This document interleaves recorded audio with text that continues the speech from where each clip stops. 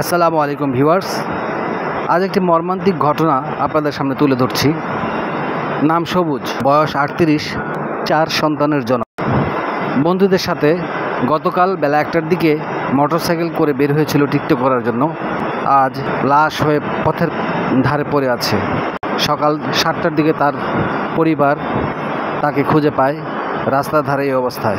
আমরা তার পরিবারের এক সদস্য, তার বোন, তার সাথে কথা বলছি। আসুন। ছেলে মেয়ে আছে 4জন। বয়স কত হবে? হ্যাঁ, হ্যাঁ, তার বয়স 35।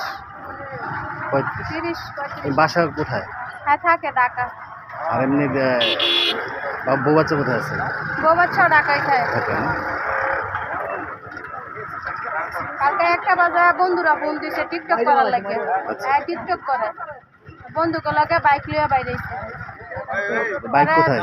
বাইক নাই, বাইকও নাই। হ্যাঁ, লগে স্বর্ণের চেইন আছিল, স্বর্ণের আংটি আছিল, দেয়া আছিল। এটা কিছু নাই, কে বাইকও নাই, কিছু নাই। আর মাইরা করাই না ফালাই দিয়া গেছে।